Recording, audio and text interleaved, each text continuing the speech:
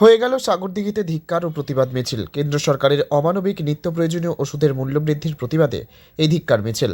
এদিন ধিক্কার মিছিল শুরু হয় সাগরদিঘি তৃণমূল কংগ্রেসের কার্যালয় থেকে নিয়ে ব্লক মোড় থানাপাড়া হয়ে সাগরদিঘির নতুন রেল লাইনের ধারে এই প্রতিবাদ সভা হয়। এই মিছিলে বিধায়ক বাইরন বিশ্বাস নিজে সশরীরে উপস্থিত ছিলেন। এছাড়াও 11টি অঞ্চল থেকে অঞ্চল নেতৃত্ব থেকে শুরু করে বলিষ্ঠ ও একনিষ্ঠ কর্মী এবং সাধারণ মানুষদের উপস্থিতি ছিল চোখে পড়ার মতো। আজকের এই ধিক্কার ও প্রতিবাদ মিছিলে প্রায় 7 থেকে 8,000 মানুষ উপস্থিত ছিল।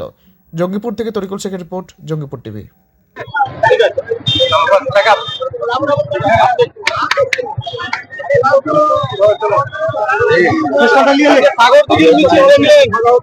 প্রতিবাদ মিছিল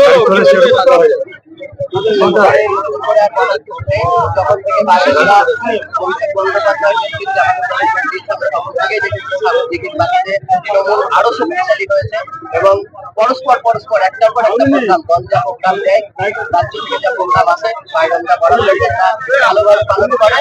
আর সাগরদিঘিতে তৃণমূল কংগ্রেস বলতে আজকে দিনে দাঁড়িয়ে আর বিধায়ক বাইরন বিশ্বাস ছাড়া কিছু নেই এবং অভিষেকটা আমাদের নেতা যুব নয়নমণি তার অত্যন্ত ভরসাযোগ্য মানুষ এই বাইরন বিশ্বাস, তার নেতৃত্বে আগামী দিনে সাগরদিঘিতে ব্লকে এবং বিধানসভায় তৃণমূল কংগ্রেস রংরঙিয়ে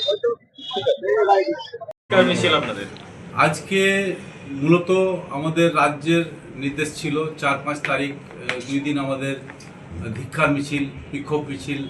যে ওষুধের দামপত্র যে হারে বাড়ছে, নিত্য প্রয়োজনীয় জিনিসের দাম যে হারে বাড়ছে, আজকে বিজেপি গভর্নমেন্ট যেভাবে অন্যায়ভাবে এই শাসন করে যাচ্ছে দেশকে, যেভাবে একটা সময় যেরকম ব্রিটিশ শাসন চালিয়েছিল, এখন বিজেপি সরকার সেইভাবে শাসন চালাচ্ছে। তো আমরা ধিক্কার জানাচ্ছি বিজেপি সরকারকে। আর এই যদি মূল্য না কমে, যেভাবে মূল্য বৃদ্ধি হয়েছে, তাহলে এই মিছিল আরও বৃহত্তর আকার ধারণ করবে। তখন আমরা দেখিয়ে দেবো দিল্লি গভর্নমেন্টকে যে সরকার কিভাবে চালাতে হয়। সরকার যদি চালাতে না পারে তো আমাদের নেত্রী মমতা বন্দ্যোপাধ্যায়কে দেওয়া হোক, উনি দেখিয়ে দেবেন সরকার কিভাবে চালাতে হয়। মূল্য বৃদ্ধি না করে কিভাবে দেশ চলে, জনগণের পক্ষে কিভাবে দেশ চলে, সেটা উনি দেখিয়ে দেবেন।